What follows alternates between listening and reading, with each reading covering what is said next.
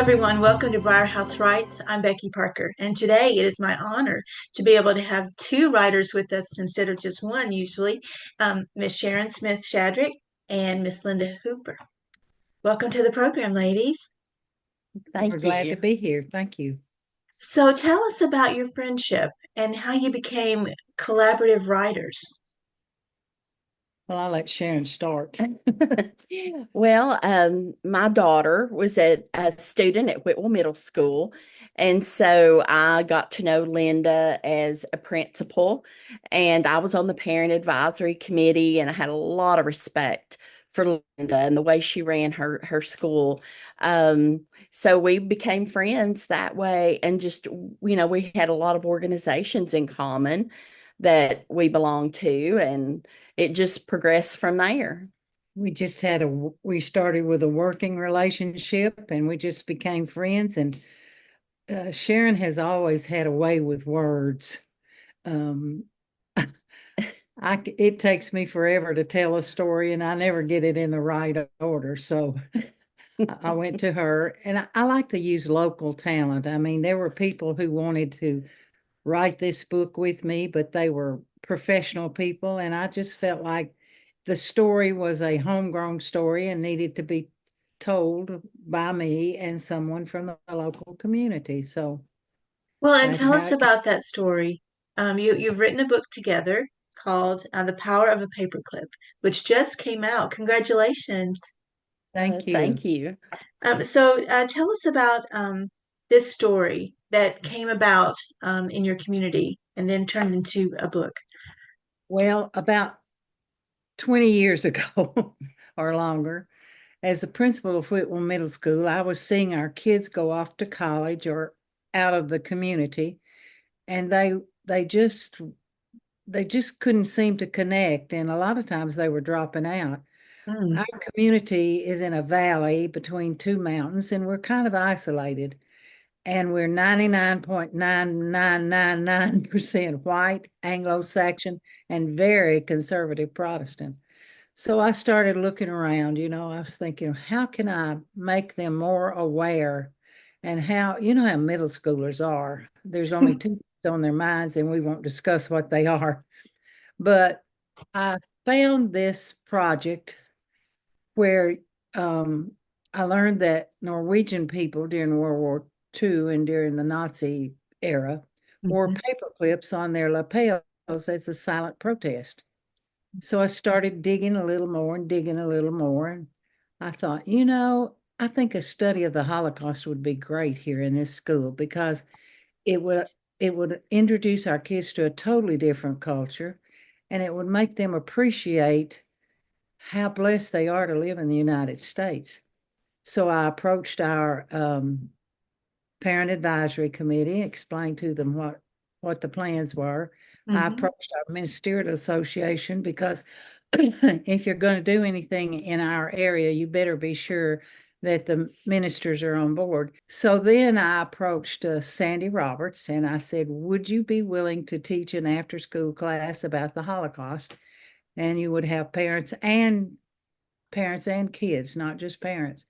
And you won't get paid, but I'll figure out some kind of compensation. And she was willing to do that. So we started that year with several parents and uh, and the kids who volunteered to come after school.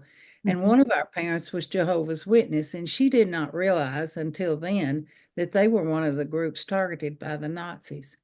So as we began to study, our kids wanted to be able to collect paper clips so that, you know, they could get an idea. If you live in a town of 1,600 people, it's kind of hard to imagine 6 million Jewish people were murdered and 11 million total. So there were 5 million other people. So I said, yeah, you can write letters to different people. And we began to write letters and ask people for paper clips and tell them why. We ended up with 30 million paper clips. And we also have an authentic transport car in which we have 11 million paper clips. We sent paper clips to different schools and different groups who requested them all over the world. Hmm. So, now we have what's called the Children's Holocaust Memorial. And we hope, because it's very hard since COVID, and we last year we were number 2 on the terrorist list in Tennessee, our Children's Holocaust Memorial. So we need to get it out of the school. So not just for that reason, for safety, but so our people can visit more often. So we are trying to establish, we have land and we have an architectural plan, the Whitwell Education and Heritage Center, which would include our Children's Holocaust Memorial. It would include our public library, which is in a very not good facility, our Miners Museum, which is in a pitiful facility, our senior citizens, also in a pitiful No. facility, and our veterans who have no facility. So when we find a person who has $2 million that they want to donate to us, we'll start digging. Sounds So like you might need someone to write a grant for you to get that accomplished. we Um, did one grant and we were not able to get it. It's very hard to get grants, and we're looking, we're asking people all the time, do you know where we can get this money? And the people who are responsible for all these different organizations, we're all looking, and we've had several fundraisers. We're about a tenth of the way there, but we'll wow, get there. I believe you will, Linda. I really do. Um, well, Sharon, tell us about um, the collaboration effort to be able to get this book from thought to page. How did that Okay. go? Well, Linda called me in 2019, and she'd had this book on her mind for a long time that she wanted to get this book out there. She had an outline, she had some rough drafts, and Mhm. but she needed someone, and she called me to help her organize it and get it in book form. And so, we met, we talked about it, we realized we could work together, and we have successfully. We're still friends even at the end. So that's that's important. But I think it was a wonderful experience for me, and I'm just so honored that she asked me to be involved. And I'm just grateful because she knew what she was doing. And all I knew was what I wanted to tell. And You had the story up here, you just couldn't get it I going. Yeah. and I knew the right people to ask for help, so that helps. Well, I love the fact that you said your friendship is still solid even after a collaboration process. So, how did you get, for those of us who are solitary writers, how did you get your schedules to mesh to be able to write? Especially if you started in 2019, COVID was just around the corner. So, how Oh, did you go through that process? Well, Linda gave me her drafts that she had written, some of the stories that she wanted to tell. I had an outline, and she gave me a big box of materials, like with newspaper articles and, just a variety of research that she had conducted. And then it was up to me to sort through it and pick out what was going to go into the book. So we just worked together. We talked constantly on the phone. We emailed. If we had any questions, we were texting. We were in contact constantly during that time period. and the truth is, I had the story, but Sharon had the skills.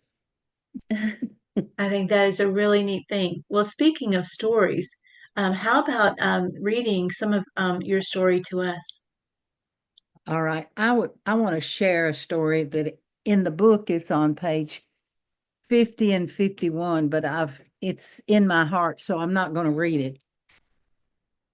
One day I was sitting in my office in the summertime at Whitwell Middle School, and the front door was open, and because the air conditioning wasn't working, and my door to my office was open, and I had my back to the door because I was working on the computer. And you know how you have that sense that there's somebody there? And I turned around and there was this older couple, and I said, "Can I help you?"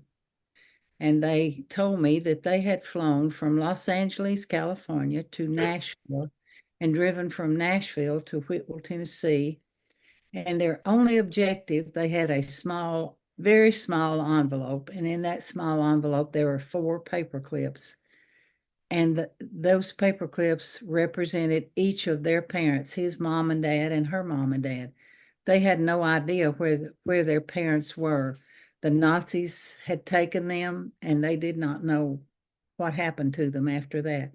Their only objective, they wanted to put those paper clips in that car so that now they could see them, visualize them surrounded by children who loved them.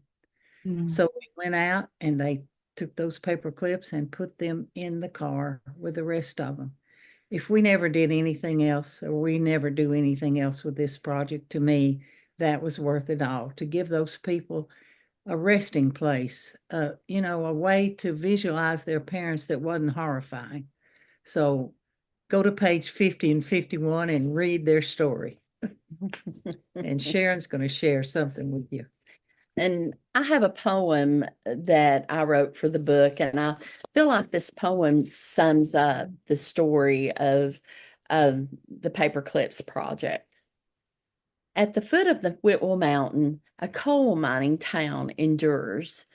The mines left, the people stayed, raised their children, going to church on Sunday morning in this poverty-stricken place. One day, the children learned of a Holocaust. A desire to understand gave them a purpose, a goal. They'd collect paper clips, a symbol for every soul, like the Norwegians did. A compassionate world showed up. 6 million, then 11, then 30 million. A rail car is a resting place. Butterflies gathered with the children to mourn, to remember, to celebrate those not extinguished after all. And on the day we dedicated the car and the project, we're all sitting there, and this huge flock of yellow butterflies came across the venue. Wow. How did that impact you? Oh, well, of course, I was crying from the get-go. I just thought, oh my word, if that's not a sign that this was meant to be, I don't know what was. In 300 years, what do you ladies wish for this legacy to be? The thing I wish for this legacy to be is for everybody to remember that we are all God's creations, and that I don't care what your religion, your race, your background, whatever it is, that we have to love and respect each and every human being on this earth. I don't have to like people. Nothing in my religion tells me I have to like them, but I do have to love them, and I have to be kind to them, and I have to do what's best for my world. Everybody needs to look around and say, what can I do to make the world a better place? And that's what I hope of the legacy of this book and this project will be. Mm-hmm. And Sharon? Well, I think that the knowledge that people can change the trajectory of their lives with common sense and kindness. I hope that comes through in this book and is remembered. And if you look on page 125 in the book, there is a list of what we call Linda-isms, just common sense advice that, we recorded from Linda. And if people just use that, they could have a good quality of life. Well, now you've got me curious. Linda, give me one of those Linda. I'd love to hear one of those Linda-isms. Oh, my main Linda-ism is common sense is the rarest commodity on the face of the earth. You can have a lot of book learning, but not a lot of common sense. Tell me about research when it comes to this project is incredibly important. But there's the heart component, and then there's the research component to make it authentically compatible. How did that affect you all? Okay. Well, The research was very important, as we soon found out from our editors, Nora Eisner and Kelly Lojak, because everything that we wrote in the book, even though I was okay with it, they definitely needed everything researched as far as the dates, the time, the people. And I didn't realize at the time, if you're vague in a book, it can distract the reader. They're trying to figure it out themselves, but our editors were on top of it. And I really appreciated that work from them, that they were able to guide us in that direction. And of course, that box of materials that I talked about earlier with the newspaper articles and everything, I was able, even during COVID, when I physically couldn't walk around and talk to people, I was able to dig through those articles and, pull information from those to put in the book. So research was definitely high on our priority list. And Linda, what would you say to that as well? I would say that was a daunting task. And getting everybody, you had everybody who's included in the book had to be signed off on. And some of them, we hadn't seen or talked to in years. So we had to go back and search and Google and find either them if they passed or their family members. And it was a daunting task, but it had to be done. So from start to finish, from the idea and the concept of writing this book to the end of publication, how was that process? And were there any challenges that you felt you faced during the writing of this story? Mm.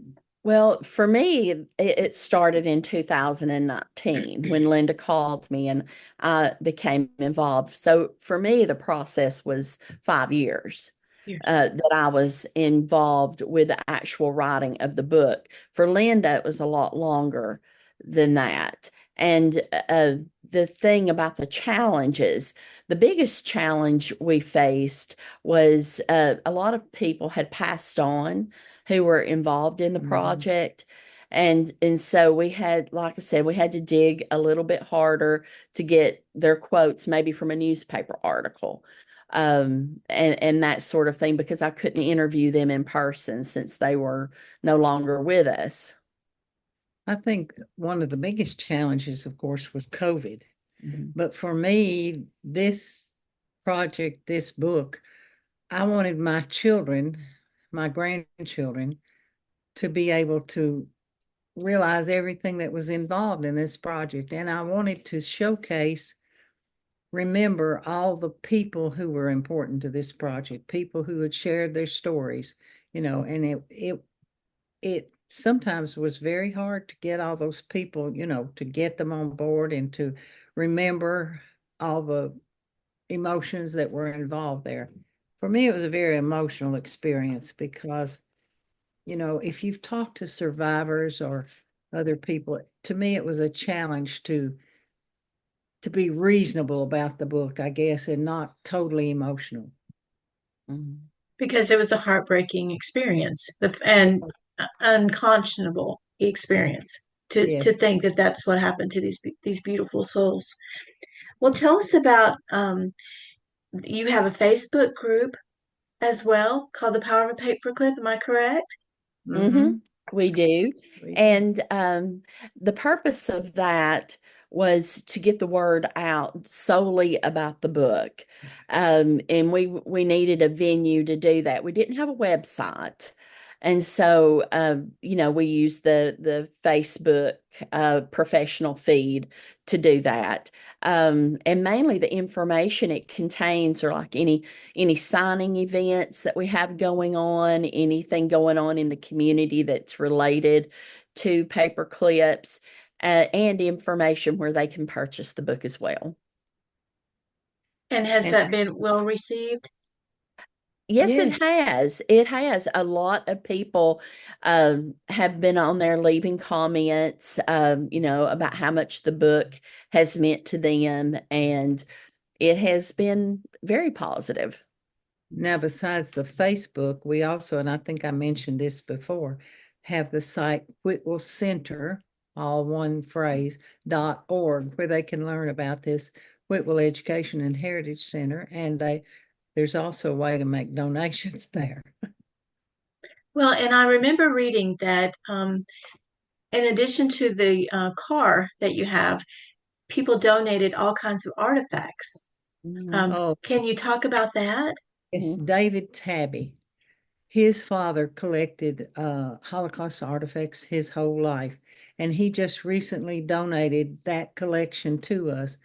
And it has authentic Nazi uniforms. It has uniforms that the victims were forced to wear, just all sorts of things. It would take forever to talk about it. And then on before that, as a part of our Children's Holocaust Memorial, we have the largest collection of Holocaust literature in the Southeast, and it has, books by survivors, books by deniers.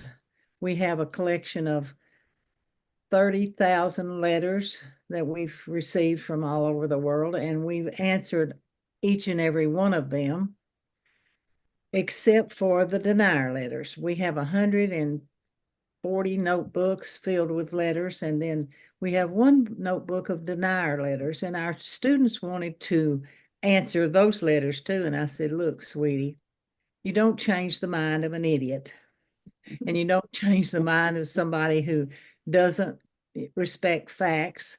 So we're not responding to these. If you respond to them, you're giving them some kind of credit, and we don't want to do that. And then we have a Torah and so many things that people want to see and want to learn about. The school students, each year we train a group of 8th graders to give tours, and we do that every Friday. They can come into the building at a certain hour. They can go to Whitwell Middle School's website and get a reservation form. And then we also do Zoom tours. And occasionally we will do a tour on a weekend if somebody, we feel like they really need to be there. So that's what we do. Well, tell us about any advice that you would give to aspiring writers who don't want to destroy their friendship, but wish to really collaborate on a project. Tell us what are the advice that you would give them? Well, the number one advice I would give is if the writer person, the person who really knows what they're doing, tells you something needs to be done, just suck it up and get it done. Somebody has to be the lead person, and Sharon was definitely that. My advice would be to get your ego out of the way. Absolutely. And focus on the quality of the work. Because anytime you write, there's part of a story you want to tell that for whatever reason it might not fit. So you've got to be ready to compromise and do whatever it takes to make the book the best book possible. Amen to that. And also, what advice would you give to someone who is in the initial stages of maybe getting their project out there? And what if your personality is kind of an insecure introvert? How would you encourage them to be able to get their work out? Because not only do you write this beautiful piece of work, but you have to promote it. So, how would you advise writers to be able to promote their work? Sharon. Well, there's a lot of different marketing strategies you can use and stay behind the scenes a bit, with post on Facebook or, just getting out there in print. We did an interview with Chrissy Anderson Peters, and she did a very nice blog post for us. And that was, a safe venue to express what was going on with the project. I would just say, you're just going to have to walk yourself through it, because there is going to be, times when you have to put yourself out there.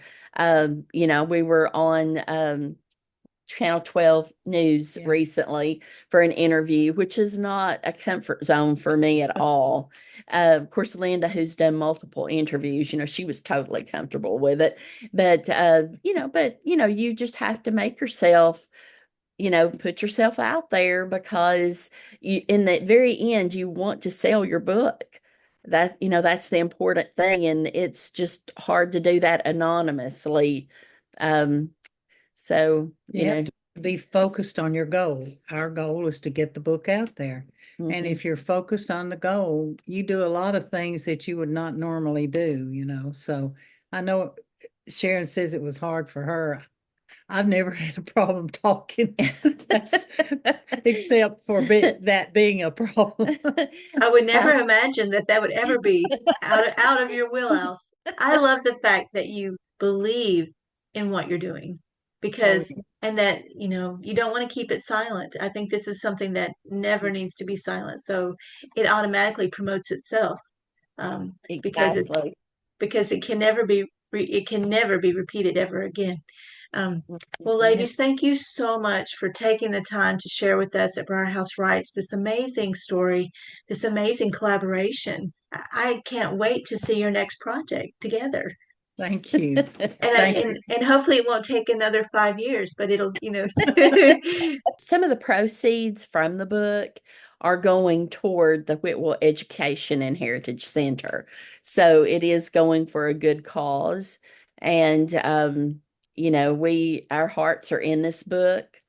Anything you want to add, Linda? The only thing I would say is anti-Semitism is on the rise, and we all need to stop and think who we are and what we need to be doing to protect our world and to protect the people in our world. well, thank you, ladies. Thank you. Thank you.